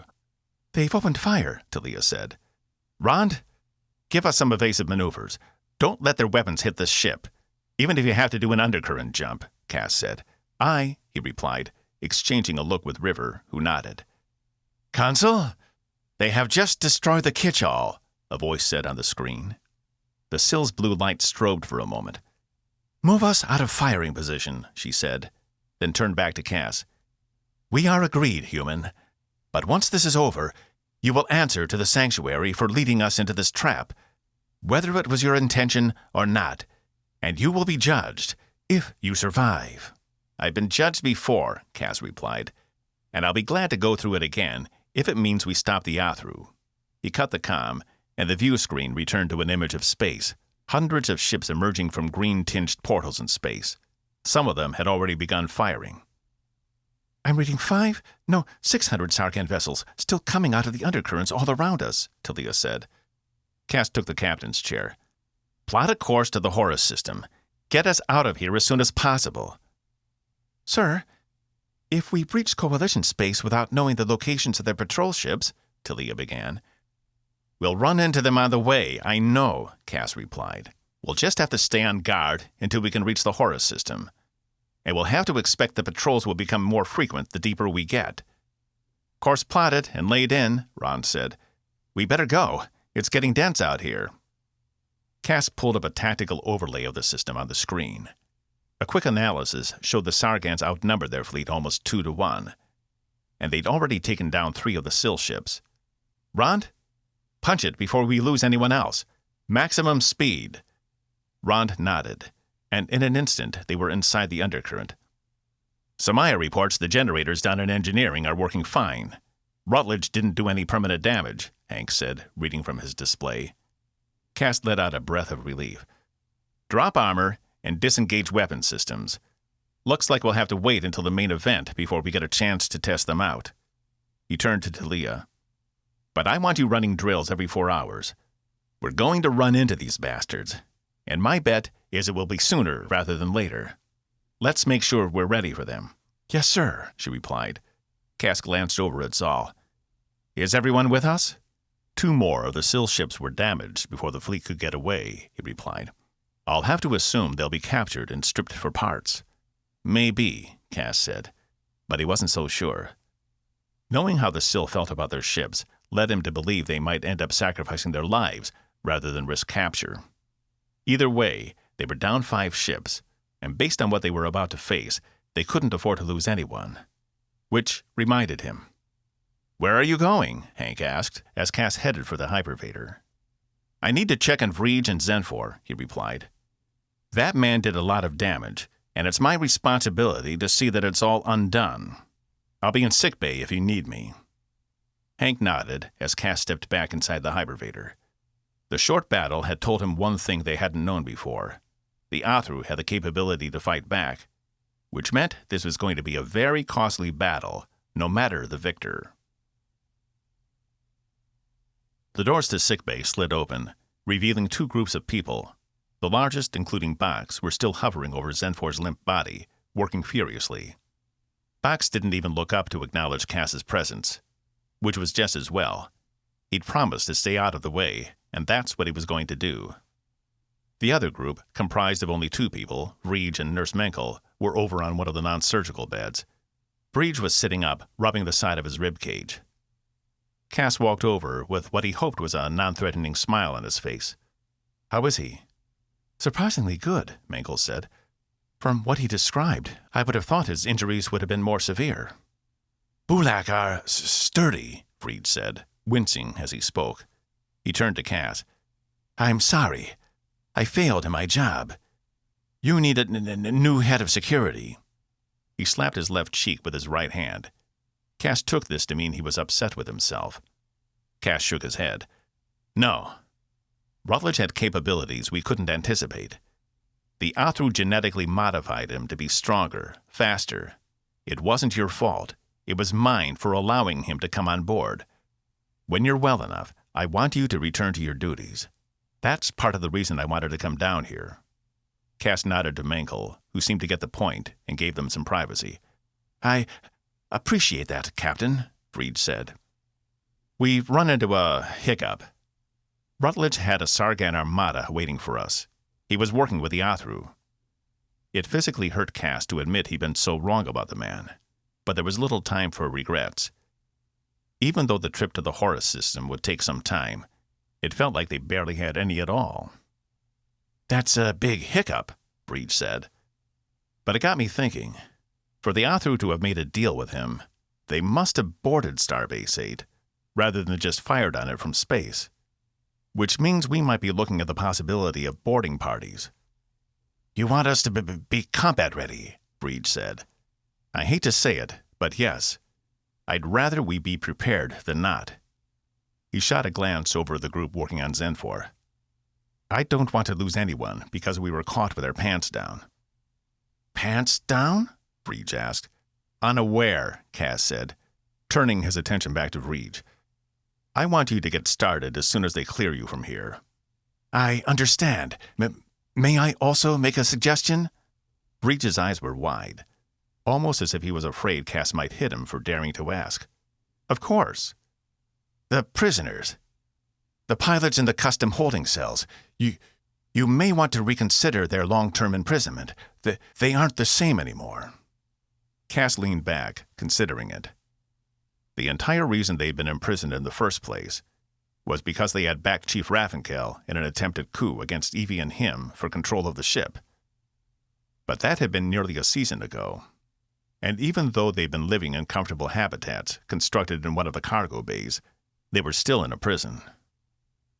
He also couldn't ignore the fact they might need as many Space Wing pilots as they could get their hands on when they reached Earth. The Space Wing ships were notoriously hard to hit with conventional weapons fire, and they might provide ample distraction to the Athru at a crucial moment. "I'll take it under advisement," he replied. "Thank you, sir. I've gotten to know them. They aren't all bad." "Most people rarely are," he replied. Cass placed a reassuring hand on Reach's shoulder, then left him be as he took another look at the group surrounding Zenfor. Despite wanting to know what was happening, he managed to leave sickbay without interrupting their work. Box would calm him when there was news. For now, he had other matters to attend to. 29. Even in the dim light, Evie knew her skin had returned to its normal color. Not as if any of the Athru had been fooled before when they'd seen her paraded down to the thoroughfare. But now it was obvious she was of human heritage. She pushed herself up off the floor, struggling to stand. It seemed the exertion and the vacuum of space had really taken it out of her. She had to steady herself against the closest wall. The guard stood as well, just as shaky, but didn't take his eyes off her. She couldn't very well kill him, not after he'd saved her life. But at the same time, if she allowed him out of her sight, she'd probably find herself dead at the hands of 100 Athru. "What do you plan to do up here?" he asked in his native language. Evie found she still had no trouble understanding it. "I can't tell you that," she replied. They were in a stalemate, staring each other down, but neither one of them strong or confident enough to engage the other. "You know they'll just kill me, right? You could have saved everyone a lot of trouble if you just let me float away." "I know who you are," he replied. Evie pursed her lips. "Don't tell me you're part of some underground resistance group." The Athru shook his head. "I'm a loyal officer, but my living sister, she is more opposed to the will of our people. If I'd let you die, she never would have forgiven me." The Athru had familial units? She'd never heard of them forming bonds in that way, other than how Sturvis spoke of their relationship. Evie hadn't considered how the Athru lived. She had just assumed they were all part of the same collective group, with their single-minded goal. "What happens to those who aren't willing to follow the will of your people?" she asked, wondering if the punishment was as harsh for everyone else as it had been for her mother. "It's best if they aren't found out," the guard replied. A smile formed on Evie's lips. "You mean to tell me, even with all that genetic knowledge passed down through our genes, some people still decide to disagree with it?" "It's more common than you might think," he replied. "And the people on the ship, they're not all warriors, are they? They're not even all part of a military." "No," he admitted. "This ship has served as a portable home for my people for generations. Many of those here are civilians." "By Garth," Evie said under her breath. Well, she had been curious about the Athru as a people, and now she'd seen it for herself. She'd tried to convince herself they were all the same, ruthless killers who would do anything to accomplish their goal. But what if that was just the case of their leaders and those in charge of their fighting forces? "How many of your people feel this way?" "Trust me, it's a minority," the guard said, annoyance creeping into his voice. "So, what are you going to do? You turn me in, I die.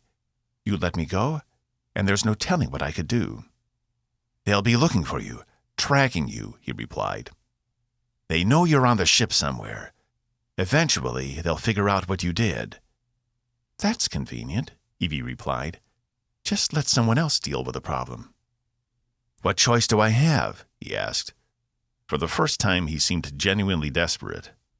Perhaps he was new to the job, or perhaps he'd been in this position so long it had worn on him. But Evie couldn't exactly fault him. He was the first semi-decent Athru she'd met, and that included Esturva. "You could help me," she replied. "Your people have already killed most of mine, or what I used to think of as mine. I'm just trying to save what little is left." He shook his head, his large eyes squinting. "I can't do that. My duty is to ensure humanity is eliminated. Yes, I know. I got the full speech from Dalthar." He didn't move. "They'll be coming soon. All I have to do is keep you here until the rest of them arrive, and then you end up betraying your sister anyway," Evie finished for him again, driving the point home. "No matter how you cut it, your action is what matters here. But what's more important to you? Your so-called duty, or the respect of your family? And you don't need to say it, because I already know. The question is, have you figured it out yet?" He screwed up his smooth face, which looked strange on an Athru. It wasn't something she was suspecting. "What am I supposed to do? Get you off the ship? They'll know I helped you." "I don't want to get off. I want to get to the bridge," Evie replied. "Why?" he asked. "The less you know, the better," she replied. "But it would probably make your sister happy." He shook his head. "You can't go to the bridge. It's too heavily guarded. Not to mention, I don't want to be accused of treason." She instinctively glanced up. "It's above us, isn't it? If I could just find a way up there." "It's below us, about 9 levels. You overshot it. There were only observation levels and scientific equipment above." She stepped away from the wall. "That's fine, then. I'll just be on my way." He moved to step in front of her, his height causing her to look up.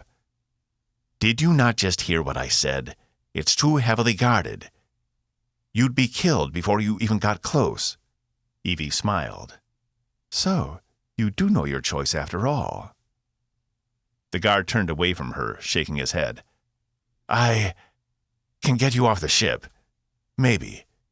If I call up one of the—" "No," she replied. "I'm here. I'm not leaving. I'll never get this opportunity again. I don't want—" A strange sensation came over her, and Evie felt the room tilt at a strange angle. She felt time do that strange thing again, where it seemed to slow down. But in this case, it crawled to a virtual stop. "Evelyn. Sesster?" She glanced around, looking for him, thinking she had gone mad. "Can you hear me?" "Yes. Where are you? Are you on the Athru ship?" In the past, the only time he'd been able to contact her was when they were in close proximity.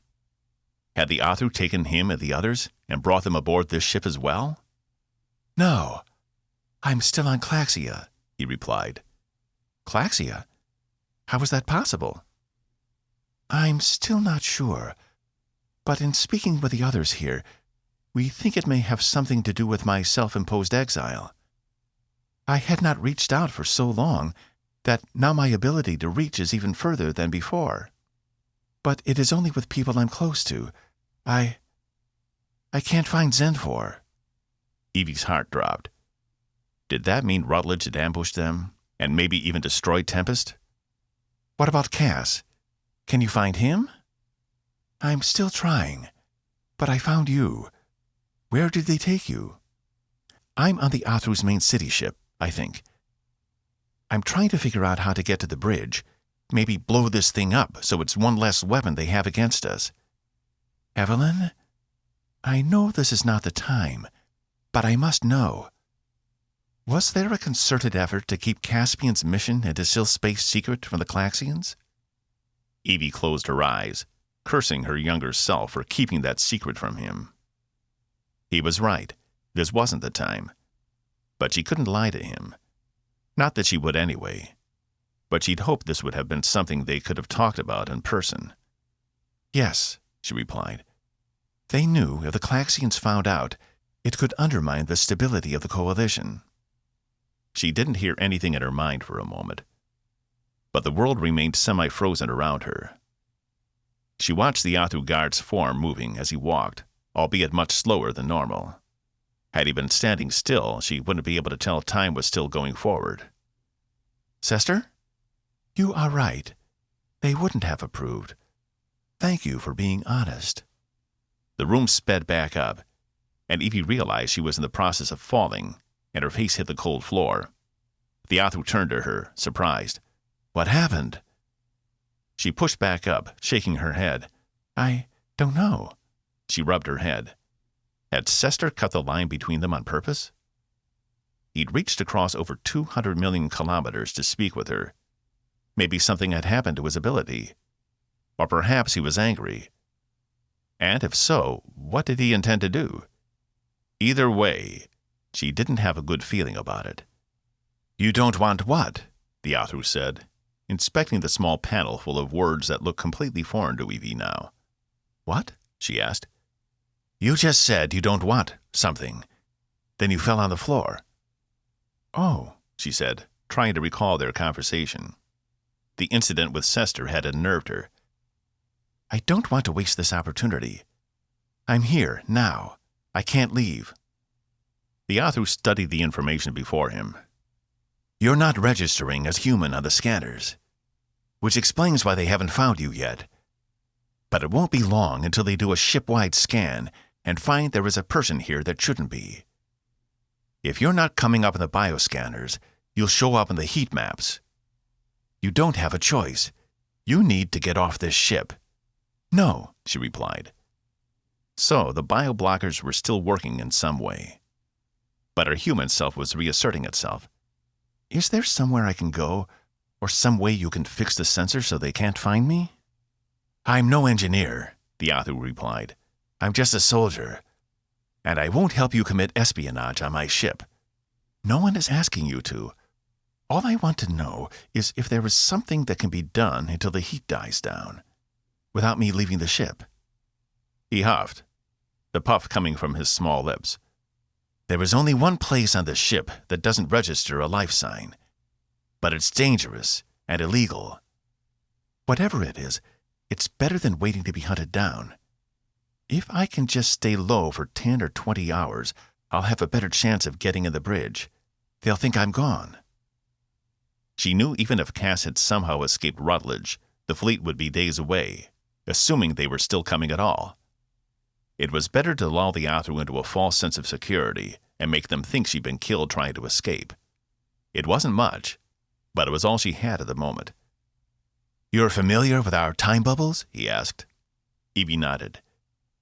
It's a technology we adapted for our own use. But there's a chamber on this ship, accessible by Dalthar and some of the other leaders. It's his crypt, I guess you'd say. Evie shook her head. Some of the words were slipping out of comprehension.